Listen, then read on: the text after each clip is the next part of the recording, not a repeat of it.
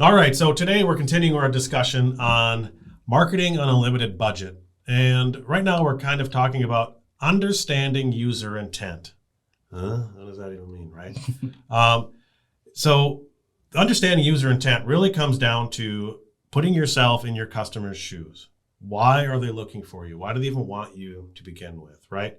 So we run into this quite frequently with certain industries where they'll use things like industry jargon. So if you're out there right now and you want to run your own ads, make sure you're running those ads not using technical industry jargon. Maybe you have to ask your mother-in-law, what would you search for if you're looking for my service? And start writing those words down, because one of the industries we've seen it the most in is like the refurbish or the restoration companies. When there's water damage or mold, they use the term mold remediation.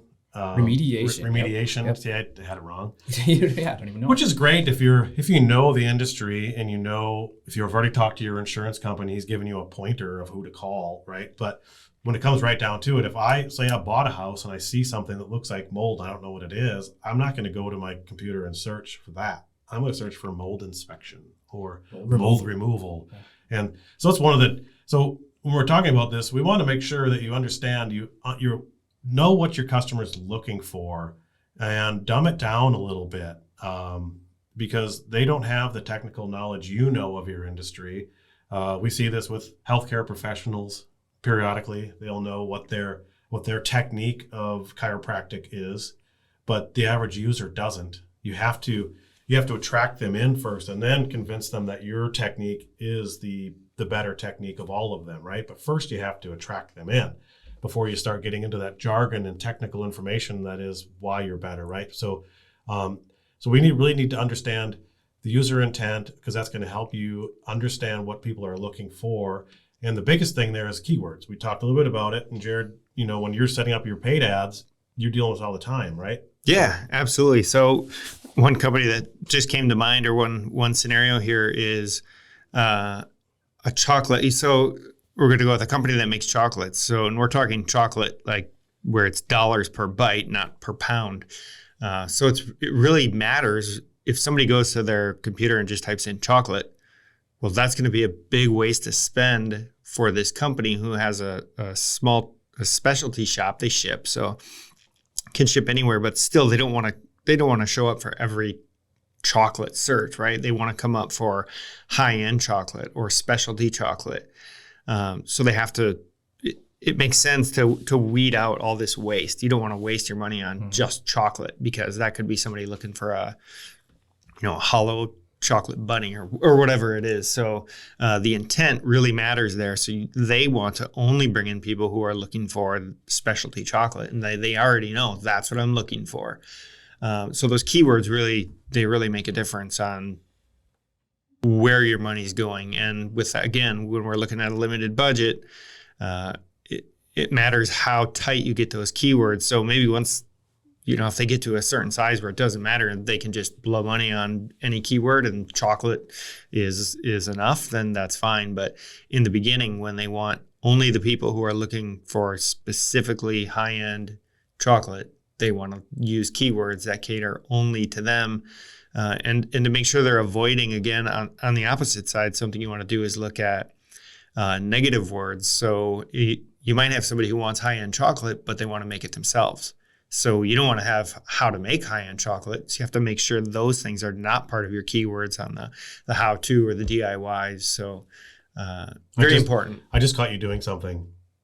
What's that? You used a industry jargon that maybe people understand. What is a negative keyword? Negative keyword? Yeah. So when you're running ads, you can tell Google, don't show my list. Don't show my ad when people type in this word, even if it's this word associated with my main keyword. So yes, I want to show up for chocolate, but if they say how to make chocolate, don't show my ad. So the negative keyword you tell Google is how to. So then when they see the word how to associated with chocolate or just in general, they know that's negative for you. So Don't do it. Yeah, and we've got a lot of negative keywords that we just automatically use a lot. And a lot of it is the how to. Unless you're selling books, Right. You usually don't want that research style keyword. We're looking, because we're talking about understanding your visitor's intent. And the intent we're looking for are the ones who intend to buy, Right. not the ones who intend to research. So that's where Jared's going with this. You add those negative keywords in there to weed out these people who are intending to do research, not to spend money, Right. which is their primary focus. So people are searching and they're trying to solve a problem. They've got something, we don't know what it is, but when you're setting up your ads, you have to understand and really dive into what is it they're looking for and what problem can I solve. That way you can communicate to them. It's all about communication at that point. Yeah. When someone clicks on your ad, the first thing they see needs to answer, this is the place that is going to solve my problem. If you have paragraphs and paragraphs of generic text on that page, you're not problem solving. You're not doing anything at that point. We just actually had a conversation the other day. I think someone had a bat removal problem, and so we go on this website, and all this page had was something about bats. This is generic information about bats. People don't want to read that. They looked how to remove a bat. They want you to do it for them. Yeah, because they want that button that goes. They're in their bed under their covers, cell phone, looking for a website who's going to come get it, right? Yeah. Yeah. They don't want generic information about bats. They want, I can come right away. And another thing that's important to point out here is user intent is that this user intends to call someone right now to come get rid of the bat. Yeah. They don't want to have to email for a bat removal estimate and hope you get back to them in 24 hours. They want 24-hour emergency bat removal contact, right? Yeah, it's exactly the same thing with like an HVAC company. Yeah. Or not HVAC company, but a plumber. If you're a plumber that fixes leaks, you're not working 9 to 5 every day. You're going to have that 24/7 hour, I have a leak, please come right now, phone number up there, bolded. You're the guy to contact because you're going to come right away. Yep. And that's understanding user intent is that's the problem they have right now. I'm the one who can fix it for you. That's going to increase your conversion rates. And when you're on the budget, like I said before, that is the biggest thing that matters. Yeah, because there's two, like if you go into plumbers, there's two different types of jobs a plumber can get. New construction, right? He's going to estimate. That's give me an estimate for this amount of work. Come out and give me an estimate. Then there's I've got a problem. I need it solved right now. We just had a coworker left the office today because she had a leak, had to go meet the plumber at home, right? So that is an emergency. Needs it right now. You need to have that messaging in your ads, on your website, wherever it is, so that their intent is right now. Those two plumbers have two totally different messaging on their websites, right? And it could be the same plumber. It just needs to be different message based on how they found you. Yeah. So if they search for plumber, leak repair, that leak repair page should have the 24/7. If that's what you do, maybe it's not what you do. But it should, if you do, that should be messaging should be there with the big phone number bolded. Call me right now. I will park my boat. I will come there and fix your problem, right? But I'm going to charge you for the Yeah, exactly. Right. So that's why we're talking about user intent matters. If you're under the covers hiding from a bat, you want to make sure that bat guy is going to come today, not next week. The other thing about knowing user intent is SEO, is that the content needs to be relevant to what they're actually searching for on the page. And we need to identify the search. We've had this problem in the past, or we've come across this in the past where, we years and years ago, we had a customer that does moving services.